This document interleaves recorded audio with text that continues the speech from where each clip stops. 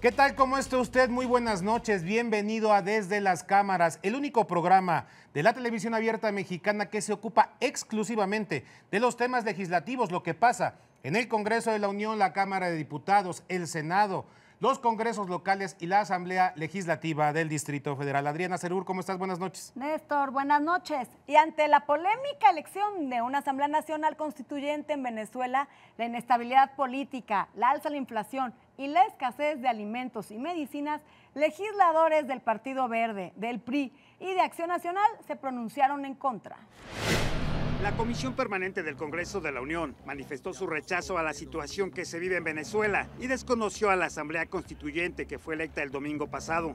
Los legisladores cuestionaron el proceso electoral que fue promovido por el presidente Nicolás Maduro. Cuando estamos viendo que se están convocando a este tipo de elecciones donde no hay observadores, donde se han usado las prácticas más añejas de hace muchos años que ya no veíamos, México no puede estar al margen de esto. El PAN y el PRI apoyaron el posicionamiento del presidente del Senado. Estamos de acuerdo en la propuesta que se hace.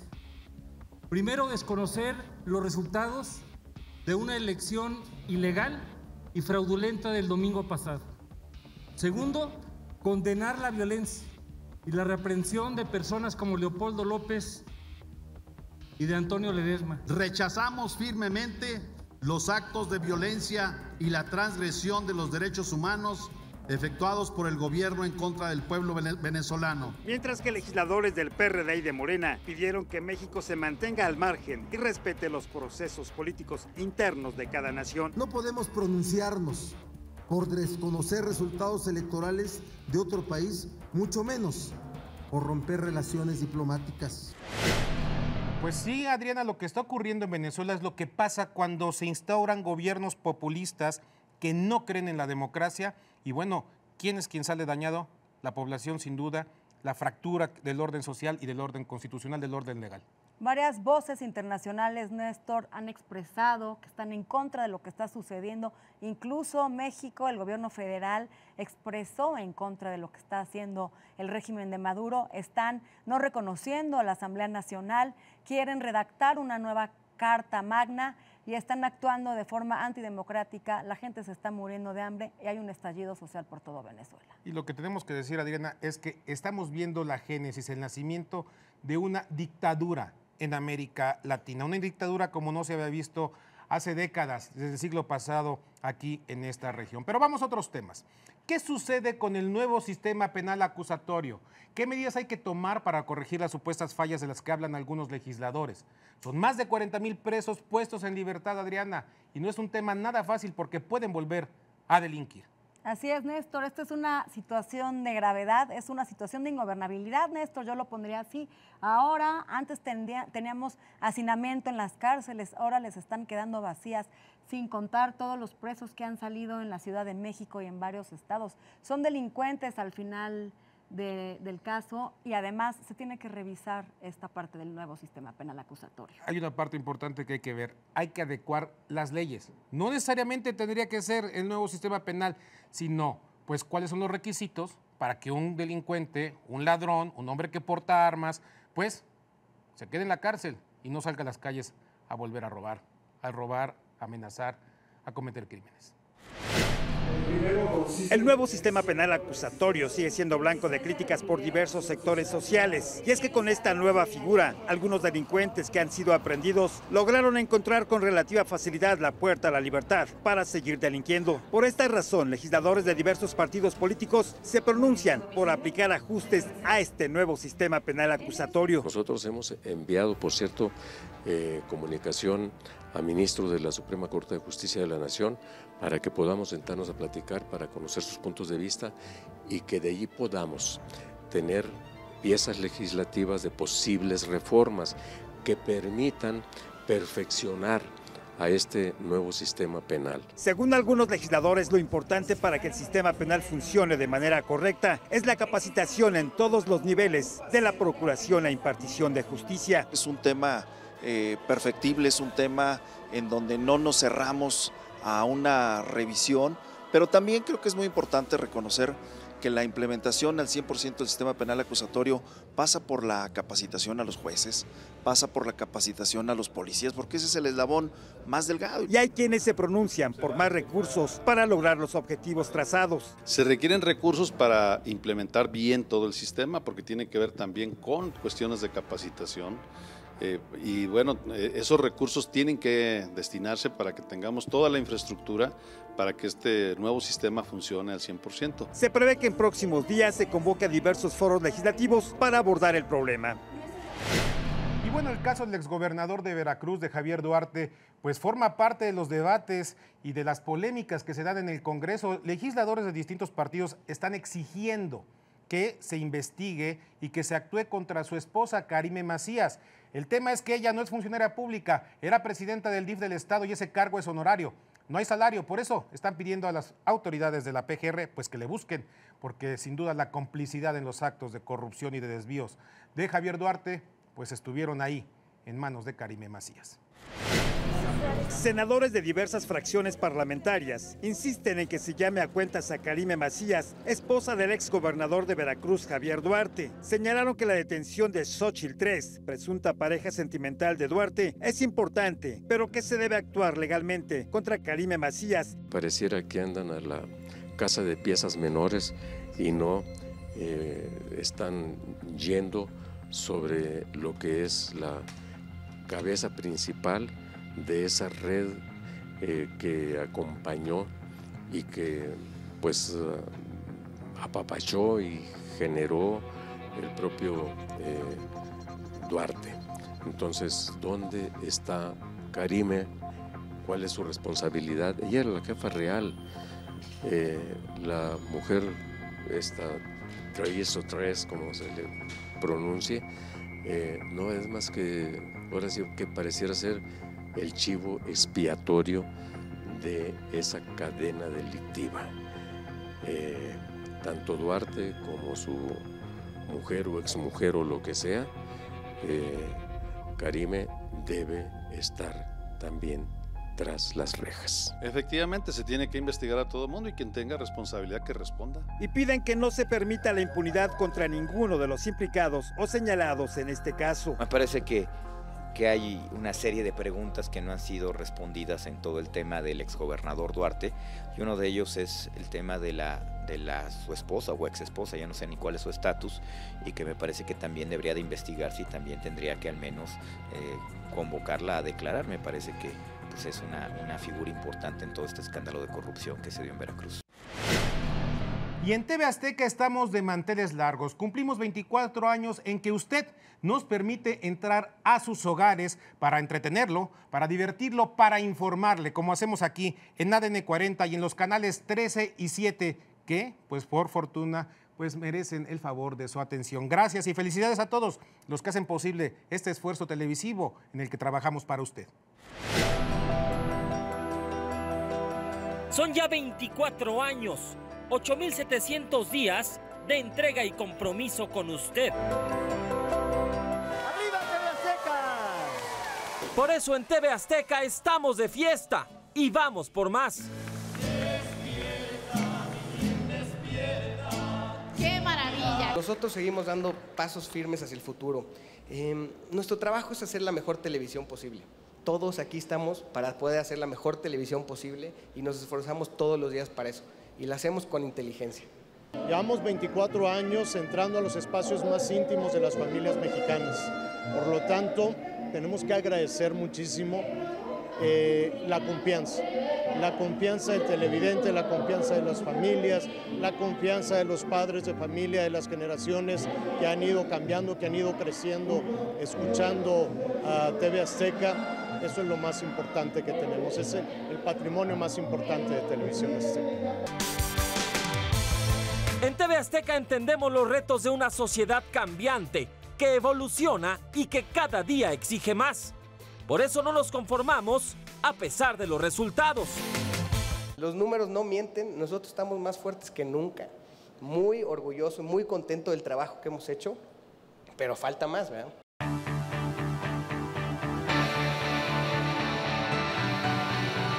Son 24 años, los primeros 24 de muchos más porque usted se merece la mejor televisión que alguien pueda hacer.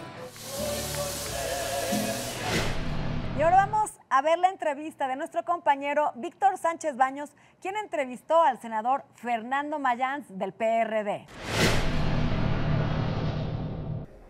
Los mexicanos cuando viajamos al extranjero siempre encontramos ofertas hoteleras, el transporte, en fin, una gama de herramientas suficientes para poder ahorrar dinero. Pero cuando estamos en México necesitamos también que haya ofertas, las mismas ofertas que se dan a extranjeros. Por eso es fundamental tener una cultura sobre el turismo en nuestro país. Y de ello va a platicar con nosotros el senador Fernando Mayans.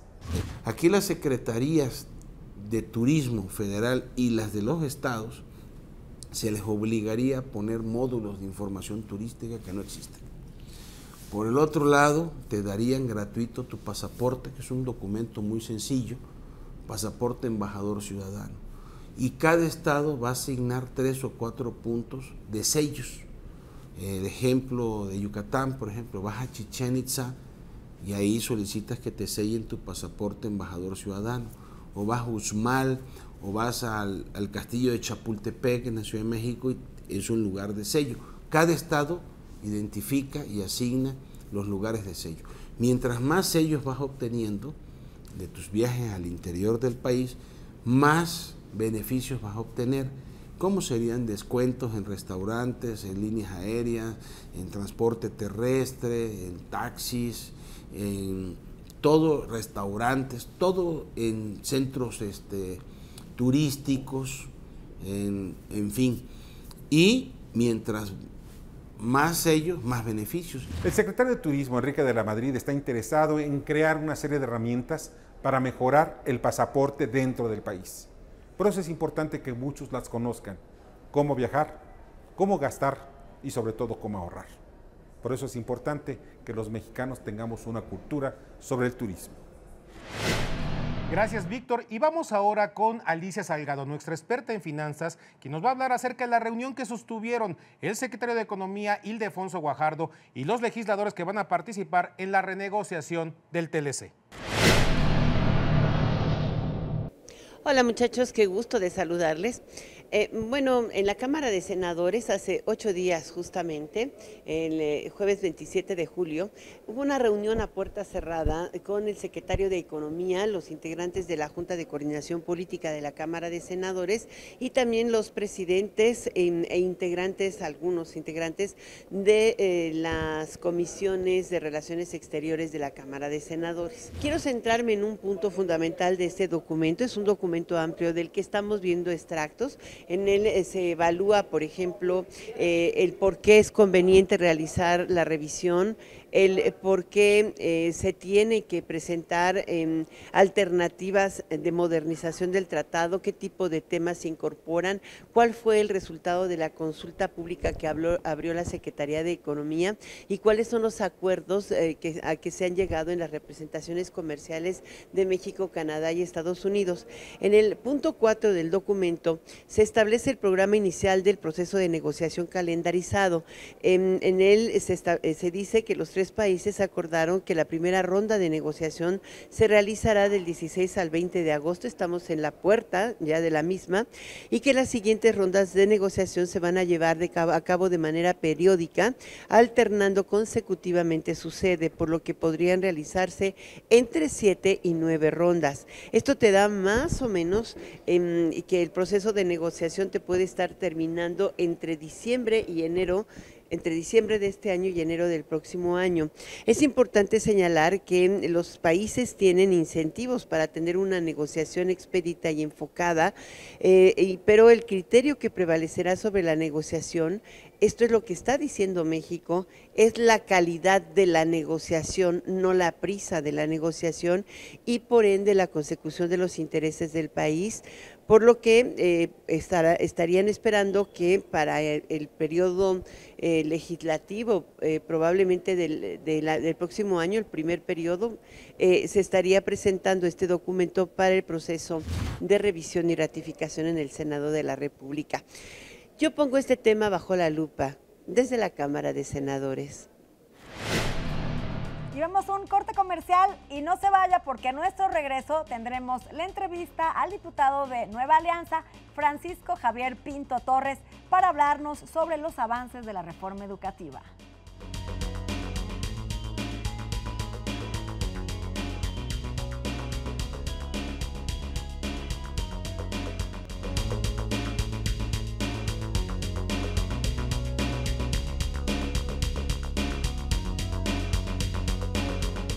Ya estamos de regreso y estamos con el diputado de Nueva Alianza, el diputado Francisco Javier Pintos. ¿Qué tal, diputado? ¿Cómo estás? Buenas noches. Hola, Adriana. Muy buenas noches. Muy bien. Buenas noches, Néstor. Diputado, buenas noches. Se han hecho grandes avances en este gobierno en el tema de la reforma educativa. Tenemos un nuevo modelo educativo, se ha hecho la reforma. Platícanos un poco cuál es tu opinión, qué está haciendo Nueva Alianza para enriquecer este trabajo que se ha hecho en materia educativa en este país. Bien, antes que nada, muy buenas noches. Gracias por el espacio que se nos otorga aquí en este programa.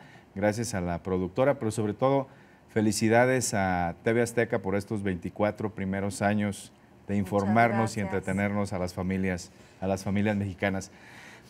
Sin lugar a dudas, después de 3 años ya de la reforma educativa y en la recta final de esta legislatura, es preciso hacer un alto y ver hasta dónde se ha avanzado y qué es lo que hace falta.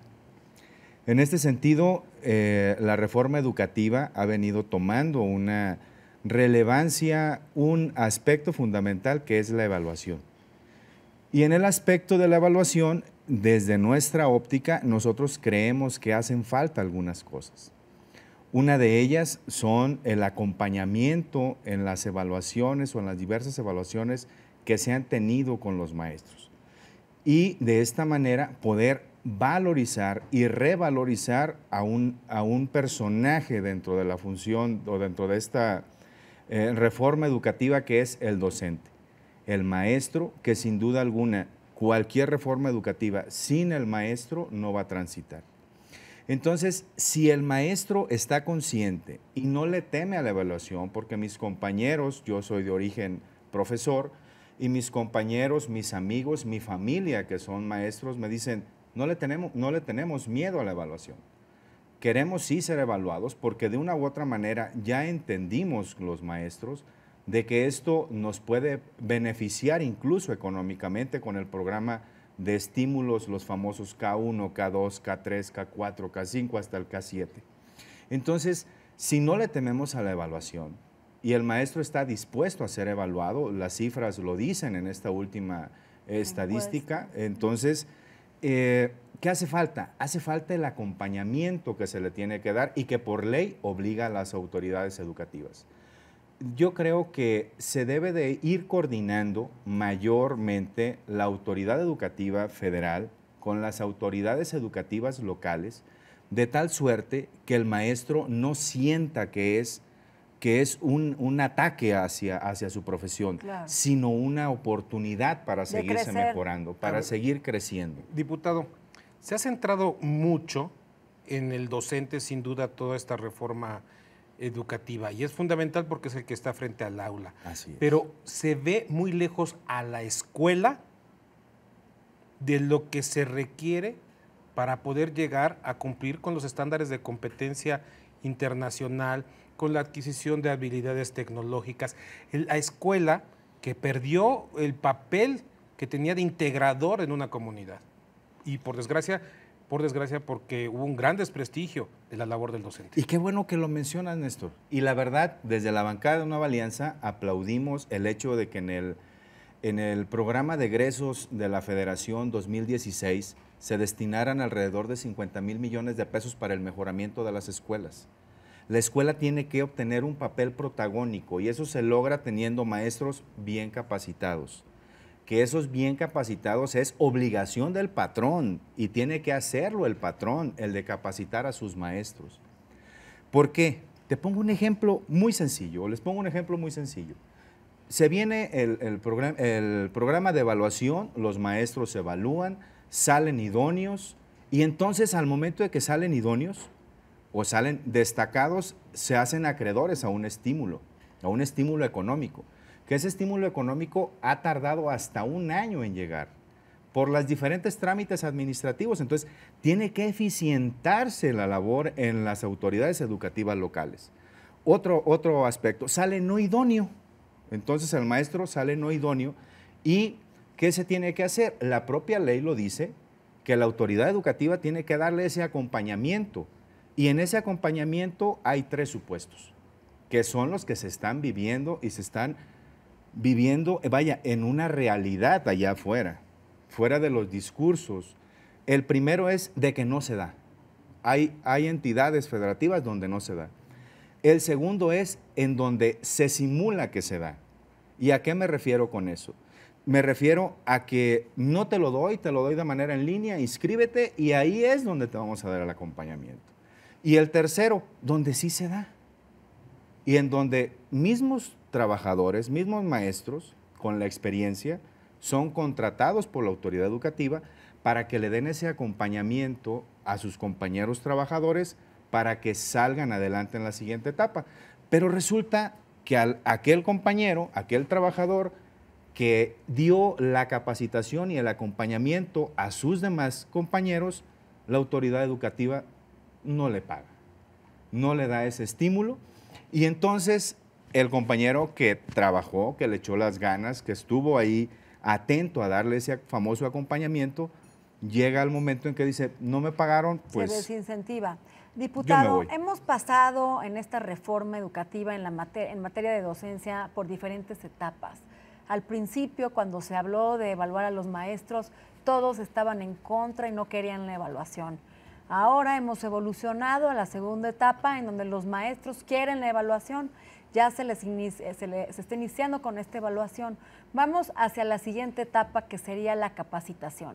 Este nuevo modelo educativo da un giro de 180 grados a la educación que se ha venido recibiendo aquí en este país, en donde los maestros, para que se pueda ejecutar este nuevo modelo, van a tener que recibir una capacitación, y una capacitación constante, seria y bastante dura, de varias horas, porque es un nuevo cambio hasta de paradigma. Platíquenos un poco sobre esta etapa de la capacitación. Mira, conozco a los maestros de México, porque soy parte de ellos, y créeme que si hay un gremio que está comprometido con su materia de trabajo, son los maestros. No menosprecio a ninguno de otros, pero los maestros en México son entregados a su trabajo. Es una profesión hasta de tradición. Mi padre fue maestro, me inculcó ser maestro como su abuelo se lo inculcó a él, y entonces es una profesión de tradición prácticamente en México. Y créeme que los maestros no le temen a seguirse capacitando, es parte de su vida, es parte de su entrega. Lo que el maestro quiere es que verdaderamente se le dé una capacitación que le sirva, una capacitación que diga, ok, me va a servir para mejorar y para dar lo que todo mundo queremos. O sea, nosotros como padres de familia, como maestros, como autoridades, como gobierno, todo mundo lo que queremos es una educación de calidad, pero no podemos dar calidad, como decía Néstor hace unos momentos, si la escuela deja de ser el centro. Y la escuela tiene que ser el centro, pero para que sea la escuela el centro tiene que ser una escuela digna, una escuela que llame a la comunidad. Y entonces ocupamos escuelas con conectividad, ocupamos escuelas con buenas infraestructuras, ocupamos escuelas con directores o directivos bien capacitados también, y que además estemos todos inmersos, pero también requerimos del apoyo de los padres de familia. Requerimos de que los padres de familia se involucren y acepten esa parte de responsabilidad que les corresponde a ellos. No todas las fallas son por parte del maestro. Hay maestros buenos, hay maestros muy buenos, hay unos poquitos malos. Como en todos lados. Como en todos lados.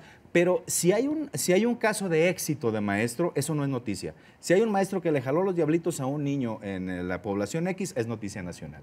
Pues lo que pasa es que lo que está bien hecho no tiene que ser noticia, tendría que ser la normalidad, diputado.